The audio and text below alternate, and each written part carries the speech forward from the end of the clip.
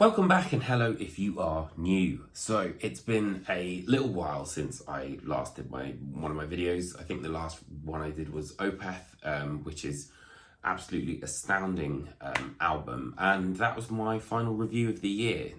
So as we all know, we're at the end of the year. We've struggled through another year. Honestly, this year has been really crazy. There's been a hell of a lot of really good things and some not so great things. It's been quite a sort of mixed bag of a year. And I think that's kind of reflected in some of the albums that I've chosen as my albums of the year. It's always one of my favorite things to kind of keep a running tally of all of the different records that I've heard throughout the year and kind of like how they move about. And in all honesty, the reason that I'm doing this video, I think, is quite late compared to what I normally do, is because it's been so difficult to pin all of this stuff down, because there's been so much kind of moving around and new albums coming in that I hadn't really heard or anything like that, that really it's been incredibly difficult. And I feel like I've finally got a good selection of records, which aren't all metal. I will be completely transparent about that. But ones that I've really kind of stuck with this year and have really kind of, I think, had an effect on me. So without further ado, I am going to kick off my albums of the year. There's going to be a total of 30 records. We're going to go from 30 to 16 in this video, and then the next video will be 15 to number 1. So, first up is The Smile and Wall of Eyes.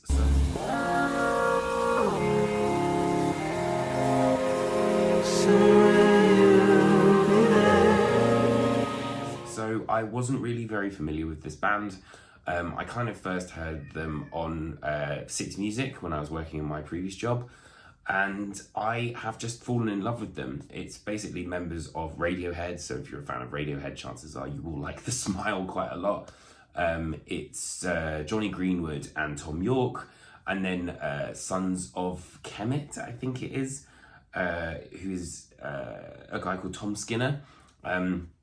It's a very sort of open album. There's a little bit of, I think, a progressive idea in there. There's some really interesting instruments that they kind of play around with. It's quite a light and airy album, which I think is something that I've been kind of looking for. It plays with space, there's strings in here, and it's just a really kind of rich and full sound.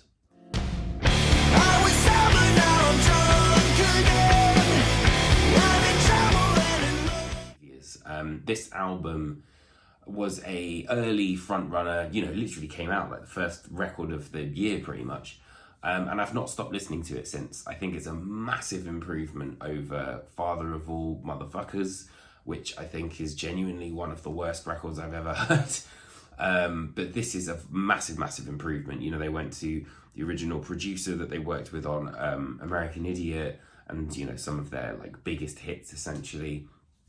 And there's a real sense of, I think, modern Green Day, but also, classic Green Day that we always sort of really enjoyed, and I guess I kind of grew up with.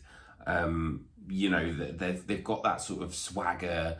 There's that epic punk rock feel of like, American Idiot and things like that, which I think definitely kind of influenced this record. So it's been kind of a mainstay in my collection all throughout the year, and I think it's a real highlight if you're a Green Day fan.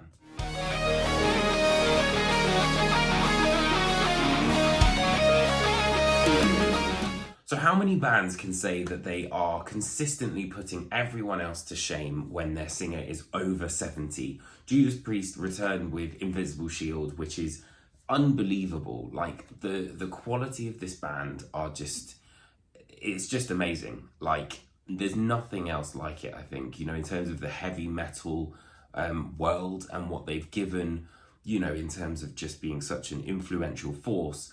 But then blasting this out, I thought Firepower was pretty full on. And then you hear some of the stuff like Panic Attack, for example, the guitar solos alone in that song. It's just absolutely brilliant. And I think, because they are, you know, of an older generation and things like that, they are the godfathers of heavy metal. And it's so great to see them still flying that flag very, very, very high. This has been, you know, kind of favorite of mine throughout the year. And I think is a real highlight in the world of heavy metal.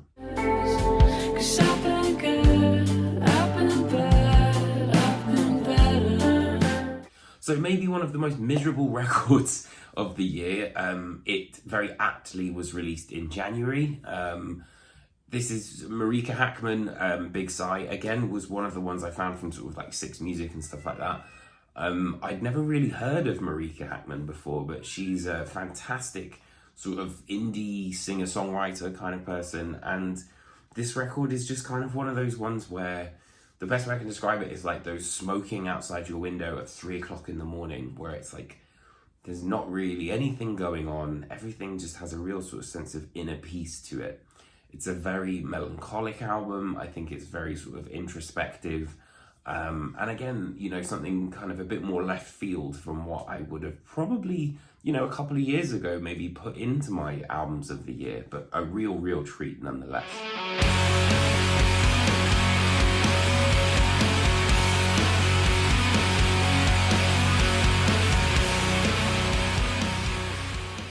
So you wanted death metal? How about the best Swedish death metal album that was written in Arizona in a desert? So with that, I'm talking about Gatecreeper and their album Dark Superstition. You know, the best sort of Entombed Worship meets kind of Slayer, but with Paradise Lost kind of popped in there as well. And I think that's the biggest thing for me about this record, is that Gatecreeper have just upped the ante in every sort of capacity. I think they really took the time to carve this record properly. They had Fred Etzby from Dismember on here as well. You know, it's an all-star cast. Kurt Ballou produced it, so it literally sounds massive. I think that, you know, they're clearly forerunners of being absolutely fantastic death metal band, you know, in terms of like modern day. And really what I think they did with this one is inject a lot of melody into it in terms of the songwriting. You know, they're still Caught in the Treads, which is like one of the heaviest songs I think I've heard this year. But yeah, it's the melodic aspect that I really liked on this album. And it's a really great record.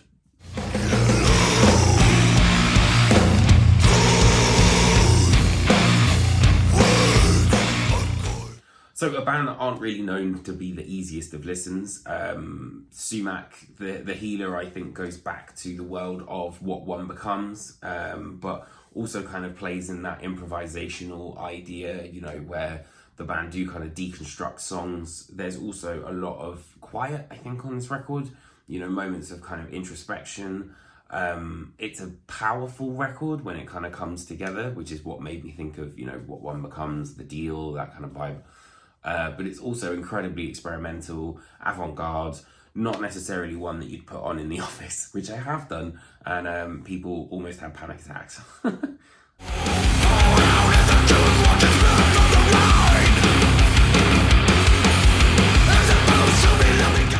So after the departure of longtime drummer Des Kenzel, High on Fire came back with Cometh the Storm, which I think is comfortably one of my favourite High on Fire records. It's up there with Snakes for the Divine. I think that this one really embraces the sort of psychedelic element to their sound. There's a lot of like straight up riffing, which you would expect from High on Fire. You know, that sort of Motorhead-esque vibe. But I really liked, that sort of psychedelic, I think it's Karanlik Yol, which has that sort of Middle Eastern sound, which I know Jeff Matz is kind of quite interested in. I did a really great interview with, I say a really great interview, I mean, I enjoyed the interview with Jeff, which was really cool. And we had a great time just kind of like chatting through the album.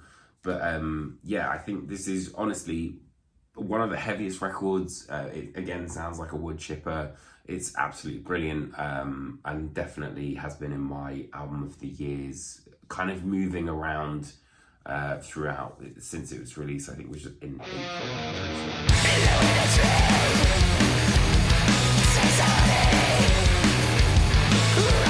So I would say probably the noisiest record of all of the albums on here is Full of Hell and Coagulated Bliss. It's a weird sort of oxymoron with this band because they are so caustic and vitriolic and crazy, but then they also have a huge amount of melody, and I think that Coagulated Bliss, the main reason it's in this for me is because of that melody, because of their, what are they called? Split albums with Nothing, and then I think there's The Body as well.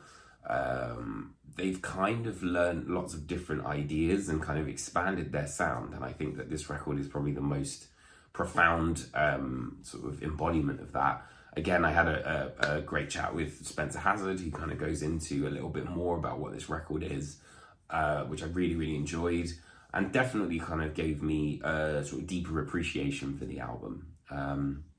But yeah, that was quite a surprise. I didn't expect to enjoy this one as much as I have, because I find Full of Hell a little bit abrasive, a little bit too much sometimes. So that melody was really kind of very welcomed for me.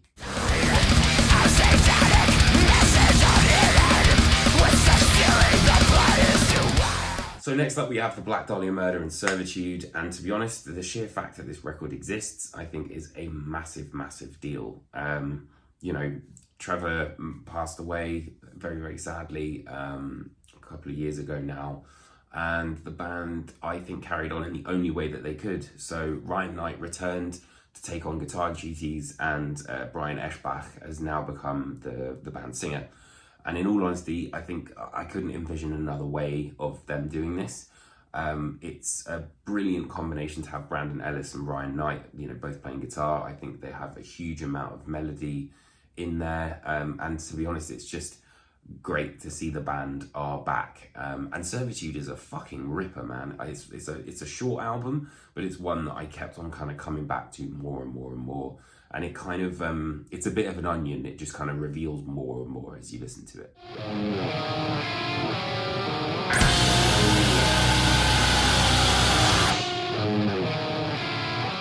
So it might have been a little while since 2019's Sulphur English, but Inter Armour have lumbered back into view with New Heaven. So I think they are building on their sound, which is, very much kind of used to crush everyone with those Morbid Angel style riffs, but there's more of an depth, I think, to the band's sound this time. There's kind of, ideas of like Nick Cave in here, the melodic aspects. Again, that sort of psychedelic vibe, I think, is very much prevalent on here. And it kind of, in some ways, it was quite progressive, I think. It's very sort of transcendental and kind of puts you in this weird sort of headspace, which I think is what I liked about it the most. But then also kind of, picks you up and slams you back down, which is, one of the bonuses about it. But yeah, I think after, quite a long time away, it was nice to have that sort of dissonance back, and then they're sort of extrapolating different ideas from their sound as well.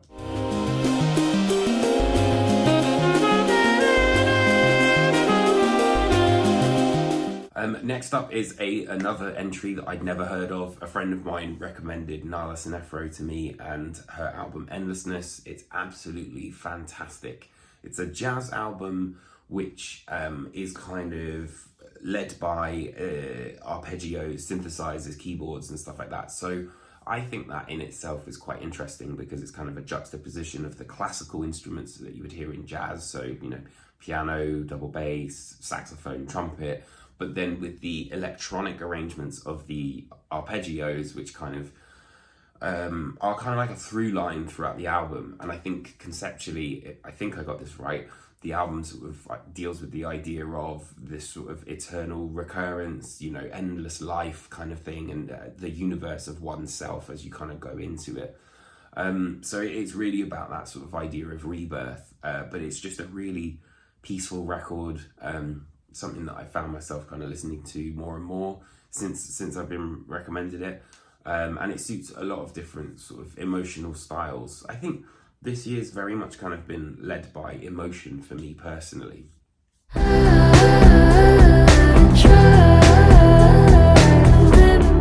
So this is Billie Eilish, I think, her coming of age record. This is an album that I don't think would have been made had she not, gone through all of the crazy stuff, the whirlwind experience that she's had since When We All Fall Asleep, Where Do We Go? I think it's really cool the fact that there was hardly, not even really a note of the album that was released until it was out everywhere, you know, so it was really kind of like sitting down with that experience. I remember, you know, I've got the record here somewhere. Here you go. I've got the record, and I hadn't listened to any of it until that first sort of spin through, and it really kind of hit me, you know, that I think this is probably an album that is the most cohesive of hers. Explores sexuality, identity, I think some elements of regret as well, but also understanding kind of growing up and you know, kind of being yourself and what it means to be yourself. It's an absolutely fantastic record. I think, you know, it's kind of like a concept album without it being a concept album. And it really, really just shows how brilliant she is as a songwriter, but also how fantastic Finneas is in production as well. I've been a long time fan of Billie Eilish, and this is without a doubt, I think, her best record.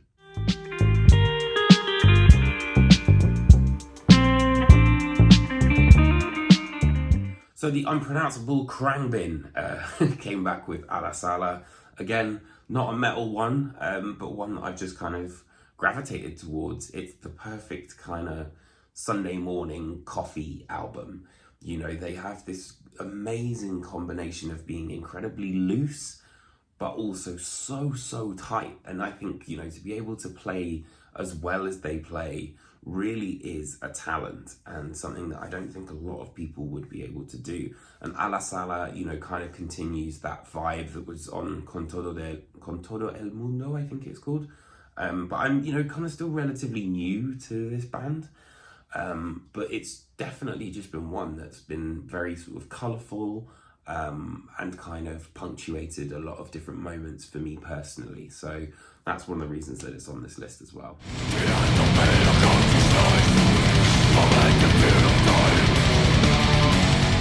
And so when it comes to old school death metal, look no further than Necrot. I think, you know, after cutting their teeth on Mortal, the band went out on, you know, some big tours with like Cannibal Corpse. I think it was like Immolation as well. And like, you know, Decibel tours and things like that. But I think that what this album has done is really refined the band's sound. I think that they really kind of have honed in on what it is that makes them Necrot and what is so great about that. And, you know, the tracks like Drill the Skull, there were so many times where I would find myself humming the melodies, which is, you know, not something that you would normally say about a death metal album.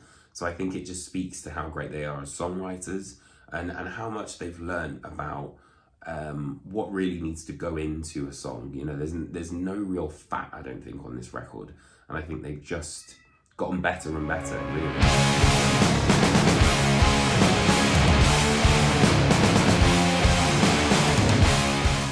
And finally, we come to Dune and Voidkind. So after signing with Metal Blade on Etem and Enka, they released that wicked album, I think it was in 2020 or 2021. Now they've come back with Voidkind, which is, I think, the perfect combination of the sort of all-out proggy sprawlingness that we saw on Etem, but with this immediacy of the riff that has always been, I think, a real calling card of Dune.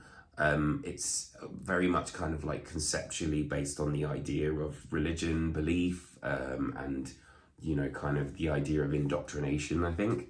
But overall, I think they just hit a really great balance between this one, which is something that's made me come back to it again and again and again. And it was quite an early win for me, this one, and it's just not left my album of the year rotation, basically. I think, you know, they've still got those progressive moments, but the moments when their riff really does come in, it hits even harder, which I think is what's so great. So that's part one of my albums of the year list. Let me know what you think in the comments underneath me. I always love hearing what you guys think. You know, tell me your 15 albums of the year so far, and then tune back in. It'll probably be sort of early next week, I'd imagine, where I put my final 15 albums of the year, including the coveted album of the year. So thank you ever so much for checking this out. I really appreciate it, and all the support all throughout the year and this video. And I'll see you guys very, very soon for another album of the year video.